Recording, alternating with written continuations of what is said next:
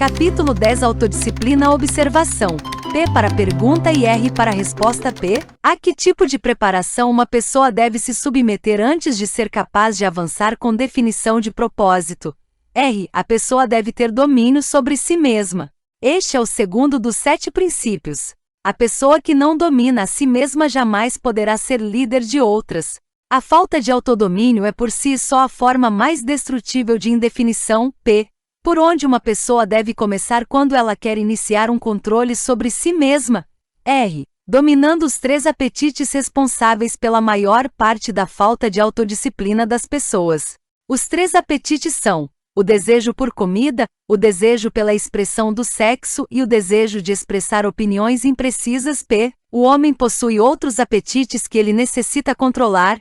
R. Sim, muitos outros, mas esses 3 são os que devem ser conquistados primeiro. Quando um homem torna-se mestre desses 3 desejos, ele desenvolveu autodisciplina o suficiente para conquistar todos aqueles desejos de menor importância. P. Mas esses desejos são naturais.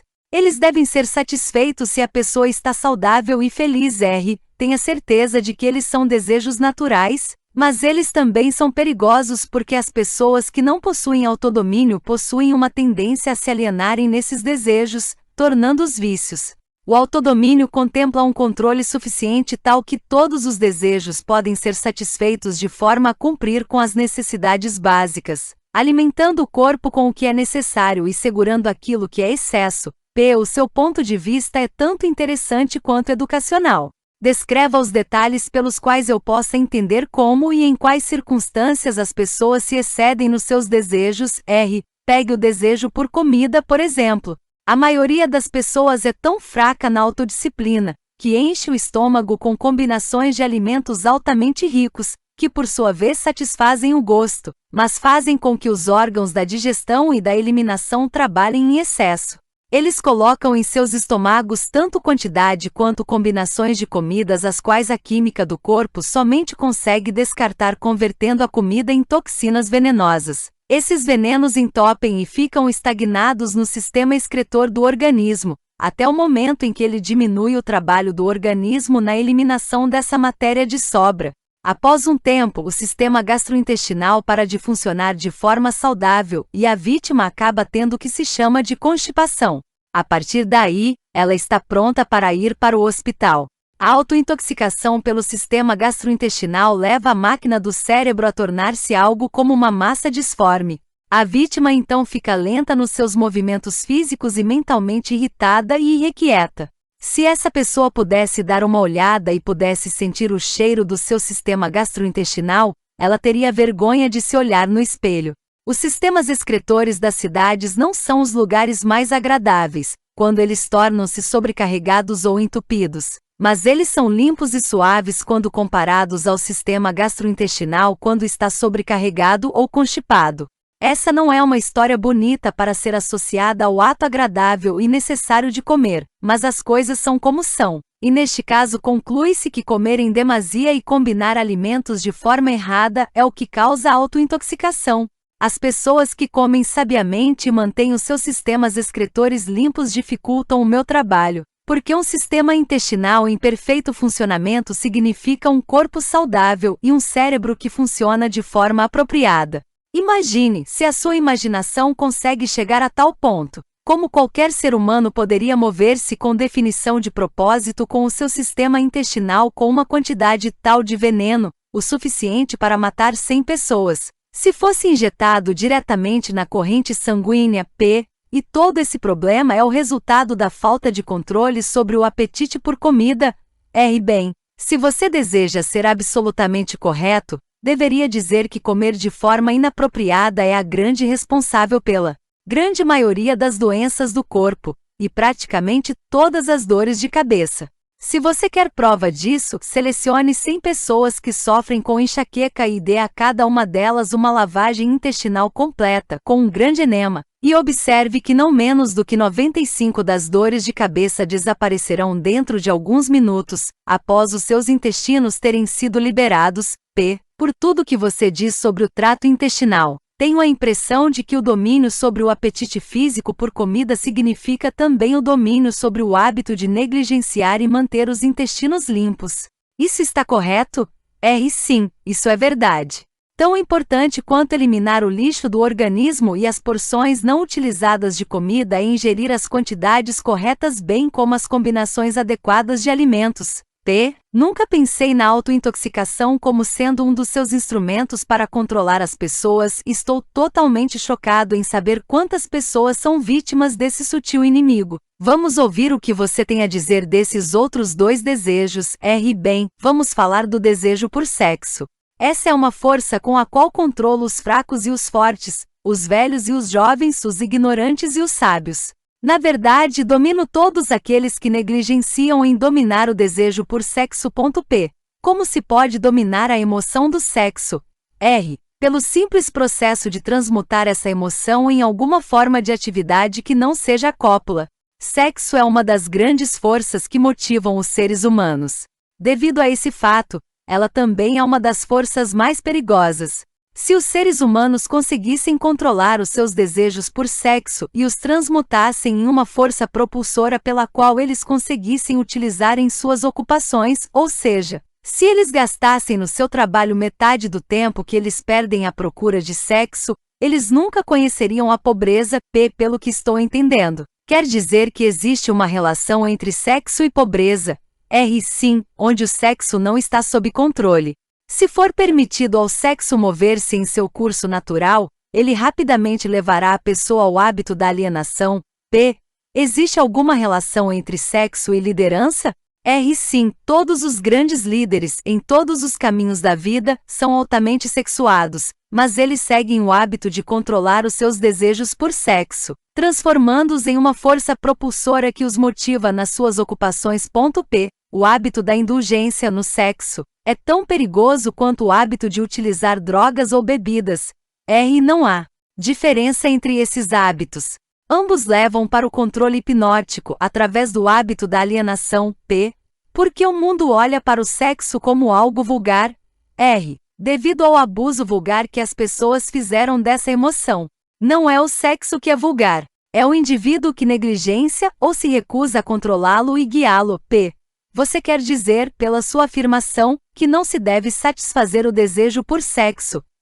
Não. Eu quero dizer que sexo, como todas as outras forças disponíveis para o homem, deve ser entendido, dominado e feito para servir ao homem. O desejo por sexo é tão natural quanto o desejo por comida. Esse desejo não pode ser aniquilado, assim como não se pode parar um rio de fluir. Se a emoção do sexo fosse desligada de seu modo de expressão natural, ela se quebraria em outras formas menos desejáveis, assim como um rio, se represado, procura quebrar e fluir na volta da represa. A pessoa que possui autodisciplina entende a emoção do sexo, a respeita e aprende a controlar e a transmutá-la em atividades construtivas. Quais são os prejuízos decorrentes do desejo excessivo de sexo? O maior dos danos é que ele priva a fonte de uma das maiores forças propulsoras do homem e gasta, sem uma compensação adequada, a energia criativa do homem. Ele dissipa a energia necessária pela natureza para manter a saúde física. O sexo é a força terapêutica mais útil da natureza, mas em excesso diminui a energia magnética que é a fonte de uma personalidade atrativa e agradável. Ele remove o brilho dos olhos e acaba gerando discórdia no tom de voz de uma pessoa. Destrói o entusiasmo, acaba com a ambição e leva inevitavelmente para o hábito da alienação em todos os assuntos. Eu gostaria que você respondesse a minha questão de outra forma, dizendo-me quais os fins benéficos que a emoção do sexo pode trazer, se for dominada e transmutada. O sexo controlado fornece a força magnética que atrai as pessoas uma para a outra. É o fator mais importante de uma personalidade agradável. Ele dá qualidade ao tom de voz e capacita uma pessoa a conseguir, através da voz, incitar um sentimento desejado. Ele serve, melhor do que qualquer coisa, para dar força motivacional aos desejos de uma pessoa. Ele mantém o sistema nervoso carregado com a energia necessária para dissipar a energia através de todo o corpo, mantendo-o funcionando apropriadamente. Ele afia a imaginação e capacita uma pessoa para criar ideias úteis. Ele fornece Agilidade e definição para os movimentos físicos e mentais. Ele fornece à pessoa persistência e perseverança, na busca por um objetivo maior na vida. Ele é um grande antídoto para todas as formas de medo. Ele fornece imunidade contra o desencorajamento. Ele fornece resistência física e mental nos momentos em que se passa por alguma forma de fracasso ou revés. Ele fornece as qualidades necessárias para lutar sob quaisquer circunstâncias, aumentando a capacidade de autodefesa. Em resumo, ele fazenda vencedores e não perdedores. Essas são todas as vantagens que você afirma estarem relacionadas à energia do sexo controlado. Não, elas são somente alguns dos benefícios mais importantes que ele fornece. Talvez alguns acreditarão que a maior de todas as virtudes do sexo é que ele é o método que a natureza utilizasse para a perpetuação de toda a vida no planeta. Só isso já deve remover todo e qualquer pensamento que leve a crer que o sexo seja algo vulgar. Pelo que estou entendendo, baseado no que você diz, a emoção do sexo é uma virtude e não uma falha. Ela é uma virtude quando controlada e direcionada para obter fins desejáveis. Ela é uma falha quando negligenciada e quando se permite sair do controle e levar-nos a atos de luxúria. Porque essas verdades não são ensinadas para as crianças através de seus pais e das escolas. Ambos negligenciam isso porque, na verdade, desconhecem a real natureza do sexo. Para a manutenção da saúde do corpo é tão necessário que se entenda e se use apropriadamente a emoção do sexo quanto é manter o sistema intestinal limpo. Os dois assuntos devem ser ensinados em todas as escolas e em todas as casas onde haja crianças. A maioria dos pais não precisaria de instruções adequadas a respeito das funções e do uso do sexo antes que eles pudessem inteligentemente ensinar às suas crianças. Sim, tanto eles quanto os professores das escolas. Qual seria o grau de importância relativa que você daria para a necessidade de conhecimento apurado sobre o assunto sexo? Está próximo do topo da lista. Há apenas uma coisa de maior importância para os seres humanos, que é pensar com exatidão. Pelo que estou entendendo, você afirma que o conhecimento das reais funções do sexo e a habilidade para pensar com exatidão são as duas coisas de maior importância para o homem? Essa era a minha intenção para que você entendesse. Pensar com exatidão vem primeiro, porque é a solução para todos os problemas do homem, a resposta para todas as suas orações, a fonte da opulência e de todas as possessões materiais. O pensamento exato é auxiliado pela emoção do sexo propriamente controlada e direcionada. Isso porque a mesma energia que o homem usa para pensar ele também usa para o sexo. Ela começa com todos aqueles que desejam ter autodeterminação suficiente para pagar o seu preço. Ninguém consegue estar inteiramente livre, espiritualmente, mentalmente, fisicamente e economicamente, sem aprender a arte do pensamento exato. Ninguém consegue aprender a pensar com exatidão sem incluir, como parte do conhecimento necessário, informações sobre o controle da emoção do sexo através da transmutação. Será uma grande surpresa para muitas pessoas saber que existe uma relação íntima entre o pensamento e a emoção do sexo. Conte-nos agora sobre o terceiro desejo e vamos ver o que isso tem a ver com autodisciplina.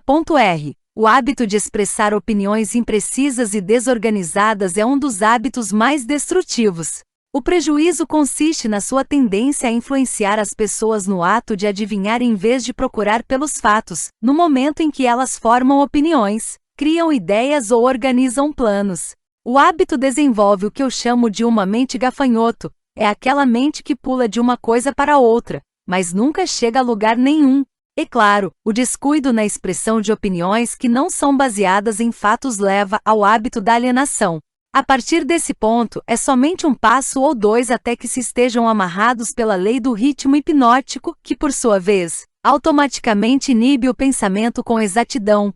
Quais outras desvantagens existem na livre expressão de opiniões?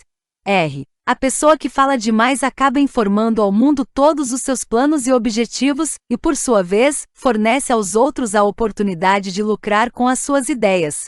Homens sábios mantêm seus planos para si mesmos e evitam expressar opiniões que não tenham sido solicitadas. Isso previne que outros possam apropriar-se de suas ideias. bem como dificulta o acesso de outros aos seus planos, diminuindo assim as interferências desnecessárias. Por que tantas pessoas insistem no hábito de expressar opiniões não solicitadas? Esse hábito, na verdade, inclui em si mesmo um modo de expressar egocentrismo e vaidade. O hábito da autoexpressão é inerente às pessoas. O motivo por trás do hábito é atrair a atenção de outros e impressioná-los favoravelmente. Na verdade, ele possui justamente o efeito contrário. Quando aquele que se convida a falar atrai a atenção, geralmente ele atrai para si condições desfavoráveis. Sim, quais são as outras desvantagens desse hábito? A pessoa que insiste em falar demais raramente tem a oportunidade de aprender ouvindo outros. Mas não é verdade que um orador que possua uma aura magnética normalmente coloca-se no caminho da oportunidade para beneficiar a si mesmo atraindo a atenção de outros, através do poder da sua oratória? Sim, um orador que possua o dom da fala realmente possui um ativo de tremendo valor na habilidade de impressionar as pessoas pelo seu discurso, mas não consegue fazer o melhor uso desse ativo se forçar o seu discurso em pessoas que não solicitaram a sua fala.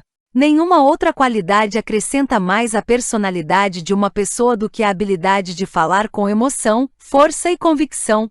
Mas um orador jamais deve impor o seu discurso sobre outros sem ter sido convidado a fazê-lo. Há um velho ditado que diz que nada vale mais do que o seu verdadeiro custo. Isso se aplica tanto para a livre expressão de opiniões que não são bem-vindas quanto para as coisas materiais. E sobre as pessoas que expressam as suas opiniões de forma voluntária através da escrita, elas também sofrem da falta de autodisciplina. Uma das piores pestes presentes na Terra é a pessoa que escreve cartas deliberadamente para pessoas públicas de alta proeminência. Políticos, estrelas do cinema, homens que foram bem-sucedidos nos seus negócios, ou até mesmo escritores de livros best-sellers, e ainda pessoas cujos nomes aparecem seguidamente nos jornais, são frequentemente assediados por aqueles que escrevem cartas expressando as suas opiniões dos mais diversos assuntos. Mas escrever cartas não solicitadas é uma forma inofensiva de encontrar o prazer através da autoexpressão, não é? Que tipo de dano uma pessoa pode causar por esse hábito? Hábitos são contagiosos. Todo hábito atrai um conjunto de hábitos relacionados. O hábito de fazer qualquer coisa que seja inútil leva à formação de outros hábitos que também são inúteis, especialmente o hábito da alienação. Mas esses não são todos os perigos associados com o hábito do prazer em escrever opiniões não solicitadas. O hábito cria inimigos e coloca em suas mãos armas perigosas pelas quais podem causar grandes transtornos àqueles que insistem em mantê-los. Ladrões, estelionatários e vigaristas pagam altos preços pelos nomes e endereços de escritores desse tipo de cartas, porque, conhecendo-os como eles os conhecem, acabam tornando-se vítimas fáceis de todas as formas de esquemas que resultam na perda do seu dinheiro. Eles referem-se aos escritores de tais cartas como doidos. Se você deseja saber o quão idiotas essas pessoas são, leia a seção de cartas de leitores de qualquer jornal, a coluna na qual o jornal publica opiniões voluntárias de seus leitores, e você verá por si mesmo como os escritores de tais cartas antagonizam pessoas e trazem para si a oposição de muitas outras. Eu não tinha ideia, Sua Majestade, de que as pessoas podem criar tanta confusão apenas expressando opiniões não solicitadas.